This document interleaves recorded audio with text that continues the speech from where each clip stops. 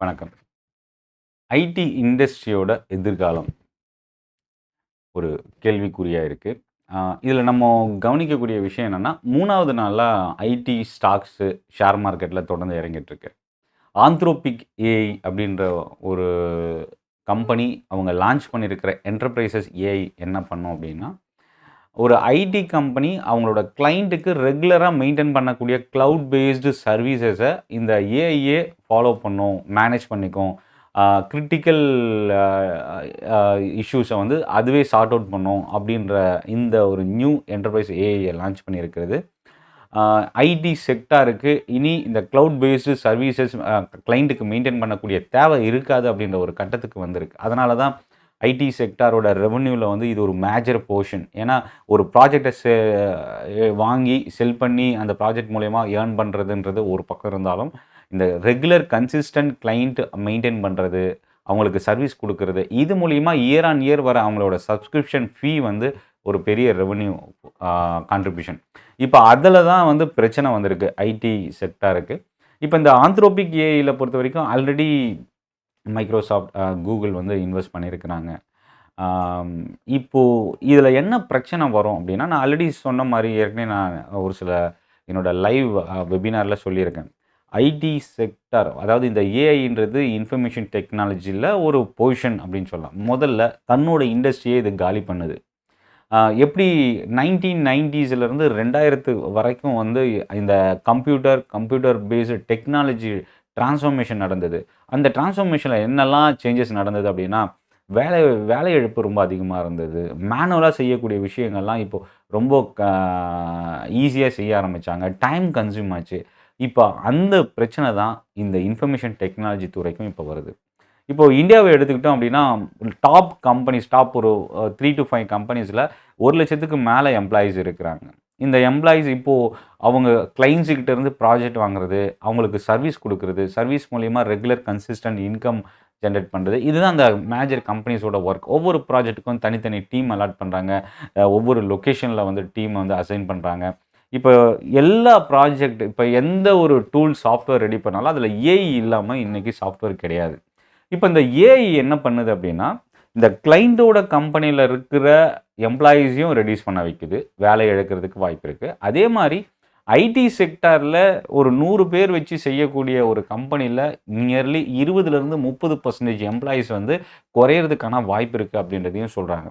So அப்ப என்னன்னா, இது வந்து ஃபர்ஸ்ட்டு இம்மீடியட்டா பாதிக்கக்கூடிய ஒரு விஷயம். 2வது என்னன்னா டைரக்ட்டா அவங்க இன்கம்லயே பாதிப்பு வர்றதுக்கு வாய்ப்பு இருக்கு. ஒரு ப்ராஜெக்ட் வந்து ஒரு வேல்யூ செட் பண்ணி அந்த ப்ராஜெக்ட்ட கம்ப்ளீட் பண்ணும்போது, அந்த கிளையன்ட்ட்ட இருந்து அந்த ப்ராஜெக்ட்க்கான அமௌண்ட் அந்த ஐடி கம்பெனி ரிசீவ் பண்றாங்க. இப்ப என்ன ஆகும் இந்த ஏஐ பேஸ்டுன்றதுனால வொர்க் சிம்ப்ளிஃபை ஆகுறதுனாலயும், இந்த ப்ராஜெக்ட்க்கான காஸ்ட் வைஸ் குறையறதுக்கு வாய்ப்பு இருக்கு. ஸோ இதுவுமே வந்து ஒரு பெரிய பர்டன் ஆர் பிரச்சனையா பார்க்கலாம். இல்ல ஐடி செக்டாருக்கு என்ன பெனிஃபிஷியல் அப்டின்னா, கண்டிப்பா ஏஐ எப்படி இருந்தாலும் ஹியூமன டிபெண்ட் பண்ணி இருக்கக்கூடிய ஒரு விஷயம் தான், ஒரு சில இடத்துல. ஸோ ஒரு பேசிக் கஸ்டமர் சப்போர்ட்டு, இல்ல ஒரு டிரான்ஸ்ஃபர்மேஷன், இல்ல ஒரு ஆட்டோமேஷன் இந்த மாரி இடத்துல ஏஐ வந்து இம்ப்ளிமெண்ட் ஆகி, ஹியூமனோட இன்டர்வென்ஷன் இல்ல ஹியூமனோட டிபெண்டன்சிய குறைச்சாலும், வேலை இழப்பு கண்டிப்பா 20-30% இருக்கும். அப்போ என்னன்னா, லாங் டெர்ம் ஐடியோட ஃபியூச்சர் எப்படி இருக்கும்? இப்போ ஷார்ட் டெர்ம்ல ஐடியோட ஃபியூச்சர் எப்படி இருக்கும்? இப்போ ஷார்ட் டெர்ம் பொறுத்தவரைக்கும் இந்த கரெக்ஷன் மேபி இன்னும் அடுத்தடுத்து வர நியூஸ பொறுத்து ஒரு ஃபால் வந்தாலோ, இல்ல இங்கிருந்து ரெக்கவர் ஆகுறதுக்கான சான்சஸ் இருக்கு. பட் இது எந்த இடத்துலருந்து ரெக்கவர் ஆகும்ன்றத நம்ம எக்ஸாக்ட்டா இதான் பாட்டம் அப்படின்னு நம்ம சொல்ல முடியாது. ஸோ ஷார்ட் டெர்ம்ல ஐடி செக்டார் ரெக்கவரிக்கான வாய்ப்பு இருக்கு. பட் ஃபியூச்சர் இல்ல லாங் டெர்ம் அப்படின்னு போகும்போது என்ன ஆகும் அப்படின்னா இதோட எதிர்காலம் இப்போதைக்கு இதுதான் டார்கெட். இந்த அளவுக்கு ரீச் ஆக வாய்ப்பு இருக்கு அப்படின்ற ஒரு ஸ்டேஜ்ல இப்ப இல்ல. ஏன்னா, இந்த ஏஐ மொத்தத்தையும் உலுக்கி எடுத்திருக்கு அப்படின்னு சொல்லலாம். ஸோ, அப்ப என்னன்னா, இப்ப இருக்கிற இந்த சிச்சுவேஷன பொறுத்தவரைக்கும், ஆம் ஐடி செக்டார்ல ஃப்ரெஷ் இன்வெஸ்ட்மென்ட் இப்போதைக்கு நம்ம அவாய்ட் பண்றது நல்லது. அதே மாதிரி இப்ப என்ன ஆகும் அப்படின்னா, கிட்டத்தட்ட இந்த 3 நாள்ல டிசிஎஸ், இன்ஃபோசிஸ், கோஃபோர்ஜ், பெர்சிஸ்டென்ட், எச்சிஎல், விப்ரோ இந்த கம்பெனிலாம் பார்த்தீங்கன்னா, கிட்டத்தட்ட ஒரு 10%லேருந்து 15% வரைக்கும் இந்த 3 நாள்ல ஃபால் ஆயிருக்கு. இப்ப இந்த கம்பெனிஸோட புரோக்கரேஜ் கம்பெனிஸ இந்த கம்பெனிஸோட டார்கெட்ட ரிவைஸ் பண்ணுவாங்க.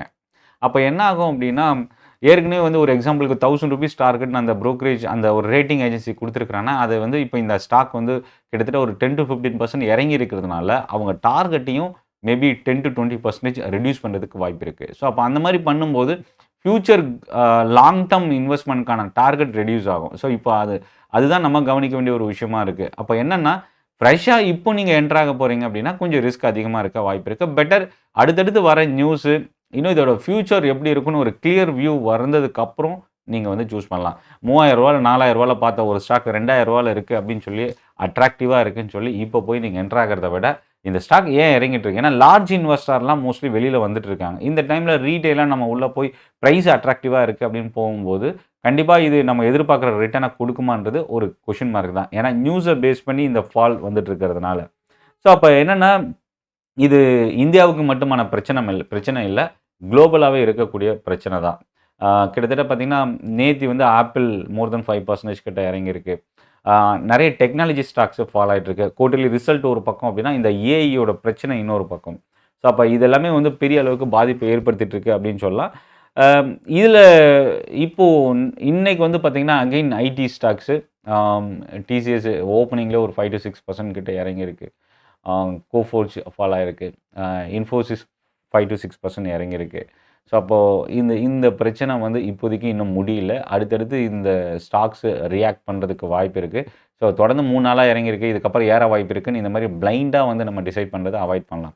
இல்ல ஏஐ வந்து என்ன பண்ணும் அப்படின்னா, நம்ம நார்மலா ஒரு ப்ராஜெக்ட்ட கிரியேட் பண்றதுக்கு கோடிங் டிசைன் பண்ணுவோம். ஸோ அப்ப அந்த கோடிங் வந்து டிசைன் பண்ணி ப்ராஜெக்ட்ட வந்து மெயின்டெயின் பண்றதுக்கு ஒரு காஸ்ட்டு, சப்ஸ்கிரிப்ஷன் மூலியமா ஏர்ன் பண்ணுவோம். ப்ராஜெக்ட்ட டிசைன் பண்றதுக்கு ஒரு காஸ்ட்டு, அத நான் செல் பண்ணுவோம். ஸோ அப்ப என்னன்னா, இந்த கோடிங் டிசைன் பண்றது எல்லாமே ஏஐயே பார்க்கும்போது, 100 பேர் வேலை செய்ற இடத்துல 20லேருந்து 30 பேர் வந்து குறையறதுக்கான சான்சஸ் இருக்கு. ஸோ அப்போ ஐடி செக்டார்ல 1,00,000 2,00,000 எம்ப்ளாயீஸ் இருக்கிற டாப் கம்பெனிஸ்ல அவங்களோட ஃபியூச்சர் என்ன அப்படின்றது ஒரு கேள்விக்குறி தான் இப்போ இருக்கிற வரைக்கும். மேபி இந்த அட்ரிஷன் லெவல் கடந்த 2, 3 இயர்ஸ்க்கு முன்னாடியே ஐடி செக்டார்லேருந்து ஆரம்பிச்சிருச்சு. பட் இது ஏஐனால தான் அப்படின்றத நம்ம அண்டர்ஸ்டாண்ட் பண்ணிக்கிறதுக்கு இப்போ 1 வருஷத்துக்கு மேல நம்ம எடுத்துக்க வேண்டியதா இருக்கு. ஸோ இப்போ இந்த ஆந்த்ரோபிக் ஏஐ அப்படின்ற இந்த கம்பெனி இந்த ப்ராடக்ட்ட லான்ச் பண்ணதுக்கப்புறம், காம்படிட்டர்ஸ் இப்போ இந்த என்டர்பிரைஸ் ஏஐய அவங்களும் ப்ரொடியூஸ் பண்றதுக்கோ, இல்ல அத கிரியேட் பண்றதுக்கு தயாராவாங்க. அந்த மாரி ஒரு போட்டி உருவாகும்போது, இது மொத்த ஐடி செக்டாரையுமே காலி செய்றதுக்கான வாய்ப்பு இருக்கு. பட் இது எல்லாமே அசம்ப்ஷன் தான். ஆக்சுவலா என்ன நடக்க போகுதுன்றத வெயிட் பண்ணி பார்க்கலாம். அடுத்த 10-20 வருஷம் இந்த ஏஐயோட பாதிப்பு ஓவரால் எல்லா செக்டார்லயும் இருக்கிறதுக்கு சான்சஸ் இருக்கு. இந்த வீடியோ பத்தின உங்களோட ஃபீட்பேக் கமெண்ட்ல போஸ்ட் பண்ணுங்க. சென்னை ட்ரேடிங் அகாடமி தமிழ்ல ஸ்டாக் மார்க்கெட்ட லேர்ன் பண்றதுக்கான ஒரு பெஸ்ட் யூடியூப் சேனல். சப்ஸ்கிரைப் பண்ண மறந்துடாதீங்க. நன்றி, வணக்கம்.